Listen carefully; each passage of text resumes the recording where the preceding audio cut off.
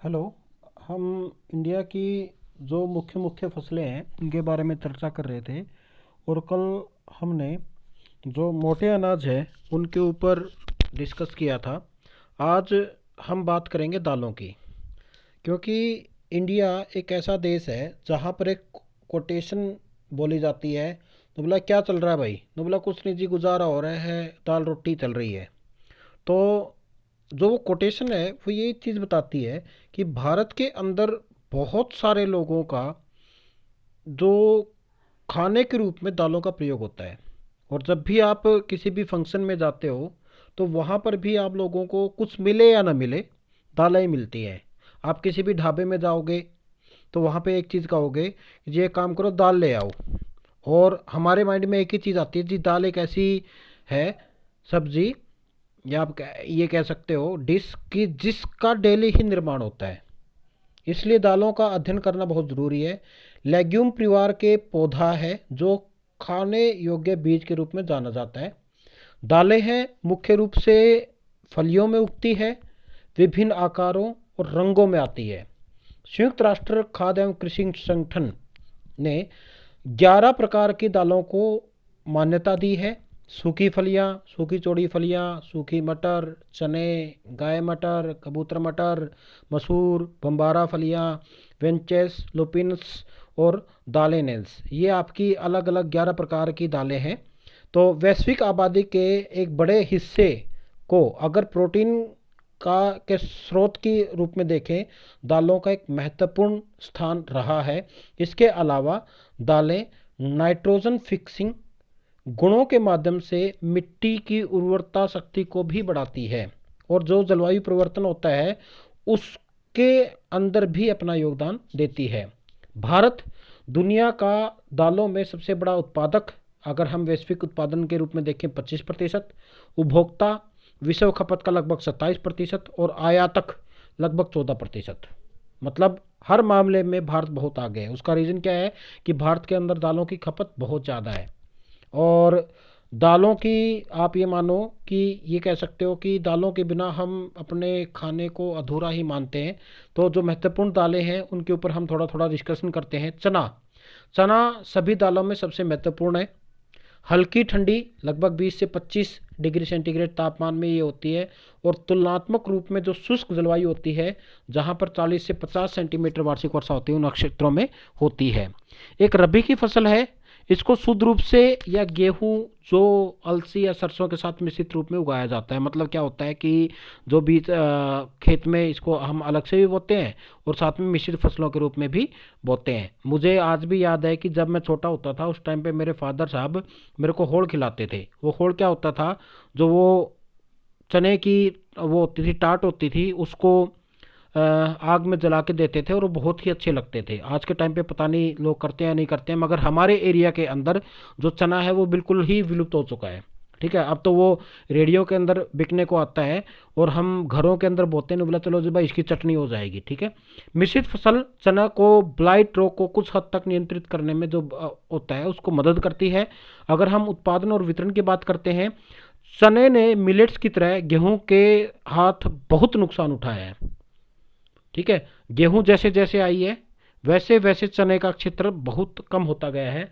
अधिकांश चना मध्य प्रदेश, राजस्थान और महाराष्ट्र से आता है। मध्य प्रदेश सबसे बड़ा उत्पादक है। पूरे भारत की जो उत्पादन है उसका लगभग 40%। आंध्र प्रदेश, जिसमें रायलसीमा क्षेत्र आता है, उत्तर प्रदेश, कर्नाटक, अन्य कुछ एक उत्पादक प्रदेश हैं। उसके बाद सेकंड आता है तूर और अरहर, जिसको हम कबूतर मटर या रेड ग्राम बोलते हैं। तूर दूसरी भारत की महत्वपूर्ण दाल फसल है। यह दक्षिणी एशिया में बहुत बड़े पैमाने पर खाई जाती है और भारतीय उपमहाद्वीप की आबादी के लिए प्रोटीन का एक मुख्य स्रोत माना जाता है।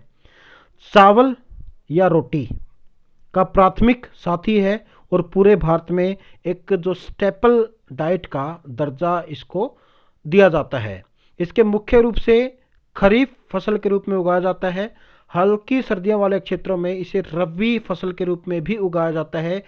इसे अन्य खरीफ फसलों जैसे कि ज्वार, बाजरा, रागी, मक्का, कपास, मूंगफली आदि के साथ मिश्रित रूप से और शुष्क फसल के रूप में उगाया जाता है, और शायद ही इसे एक फसल के रूप में कभी उगाया जाता हो। मतलब क्या होता है, जो आपकी तूर है या अरहर है वो आप लोगों को मिश्रित खेती के रूप में ज़्यादा मिलता है। इसकी वृद्धि की स्थितियाँ जो अन्य दाली हैं उसके तरह लगभग एक जैसी हैं। अगर हम वितरण की बात करते हैं, महाराष्ट्र भारत में तूर का सबसे बड़ा उत्पादक है, लगभग 29%।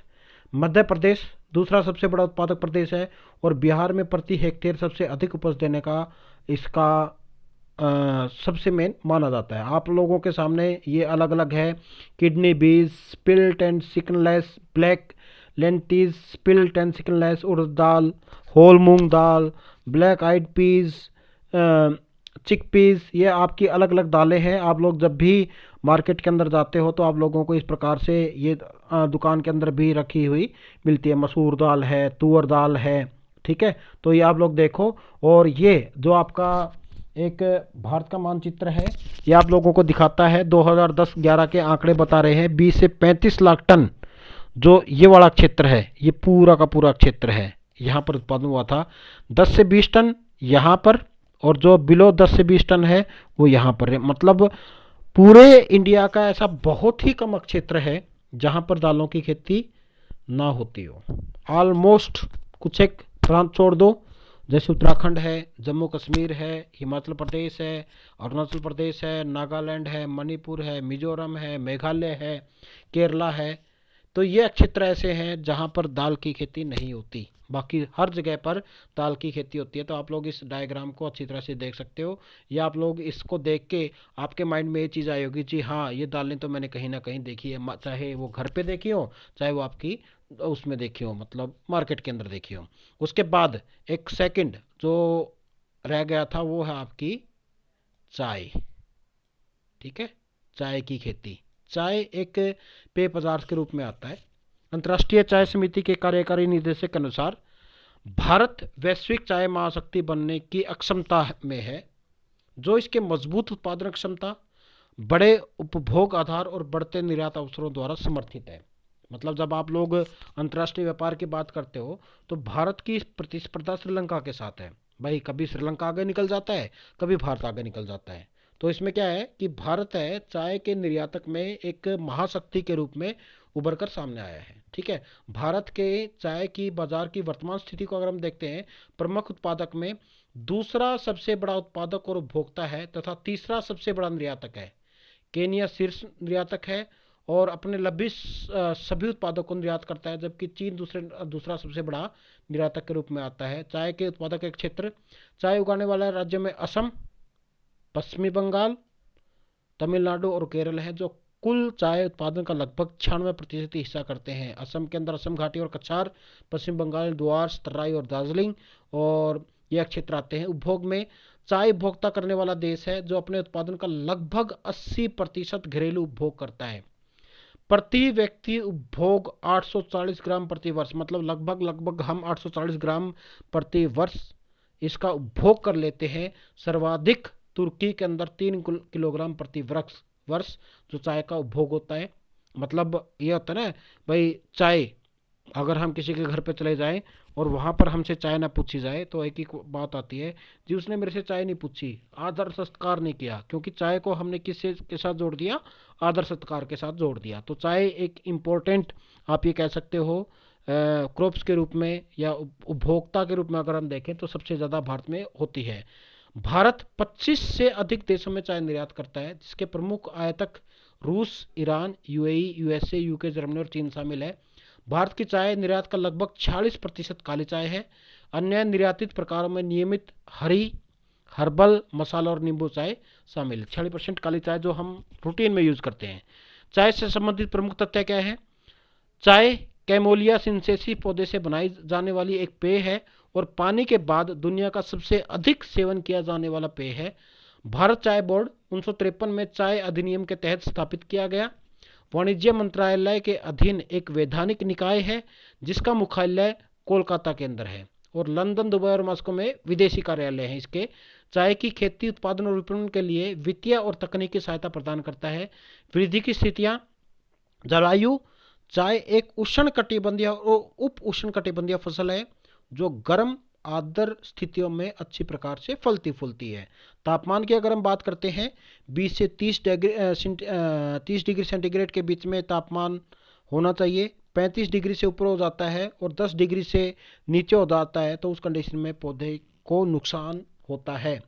प्रतिवर्ष 150 से 300 सेंटीमीटर की अच्छी पूरे साल वितरित वर्षा की आवश्यकता होती है। ठीक ठीक है। मिट्टी थोड़ी अम्लीय कैल्शियम युक्त मिट्टी पसंद करती है जिसमें छिद्रपूर्ण उप मिट्टी हो ताकि पानी स्वतंत्र रूप से रिसके, क्योंकि क्या होता है कि इसमें वर्षा तो ज़्यादा होती है परंतु इसकी जड़ों के अंदर पानी नहीं इकट्ठा होना चाहिए। अगर पानी इकट्ठा हो जाता है तो इसकी जो जड़ें हैं वो खराब हो जाती हैं, तो जिससे इसका पौधा खराब हो जाता है। इसलिए सबसे अच्छा तरीका क्या है कि ये ढलान वाले क्षेत्रों के ऊपर खेती की जाती है ताकि जब भी वर्षा हो, वर्षा के बाद जो पानी है वह आपका चला जाए, मतलब इसकी जड़ों के अंदर खड़ा ना हो। उद्योगों में संकट देने वाले कारक, मौसम प्रेरित गिरावट, 2024 में अत्यधिक गर्मी के बाद असम में बाढ़ के ने भारत के चाय उत्पादन को 30% घटाकर 90.2 मिलियन किलोग्राम कर दिया, जो कि एक दशक में से अधिक समय में सबसे कम है। यानी कि पिछले 10 सालों में जो पिछले साल जो उत्पादन था वो कम हुआ था। चाय की मांग है और उसकी आपूर्ति के बीच में बढ़ती खाई है जिससे कि उद्योगों के ऊपर दबाव डाल रही है। असम जो भारत के चाय उत्पादन का लगभग 25% हिस्सा है, स्थिर कीमतों की से विशेष रूप से प्रभावित हुआ है।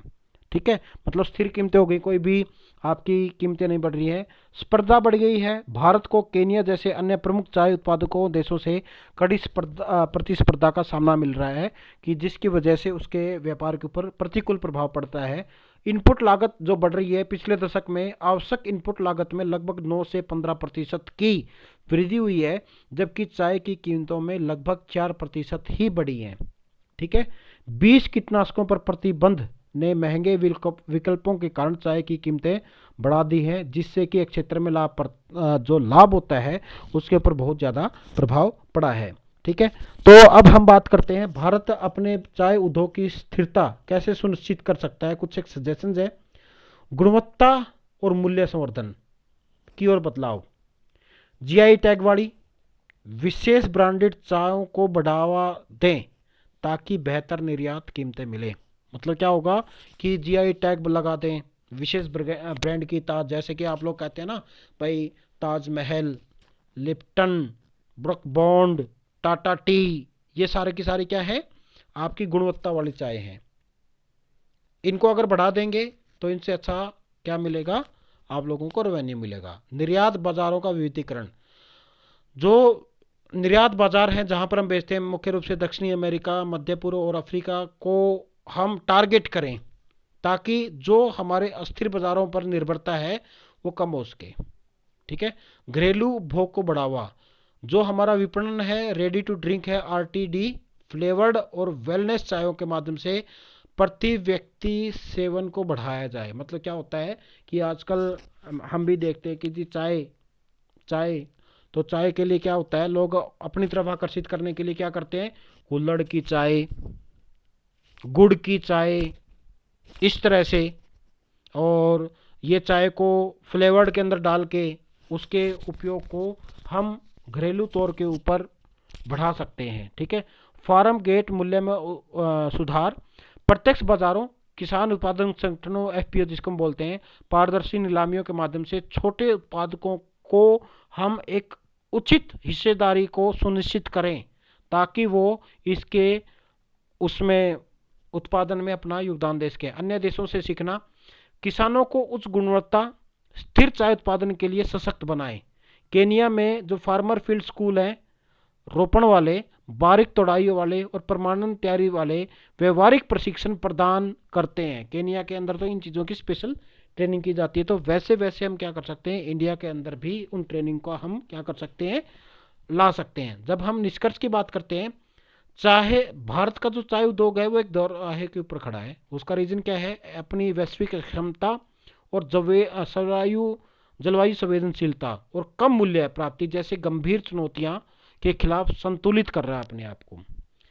अगर लगातार स्थिर लाभ प्राप्त करने के लिए और मात्रा से गुणवत्ता की ओर, मतलब अगर वो क्वालिटी की तरफ जाएंगे, उससे हमें कुछ एक रणनीतिक बदलाव करने होंगे। जो छोटे उत्पादक हैं उनको हमें शक्ति प्रदान करनी पड़ेगी और निर्यात तथा घरेलू दोनों बाजारों के लिए हमें एक नए तरीकों की आवश्यकता है। तो उसके लिए हमें इसके ऊपर लगातार काम करना पड़ेगा।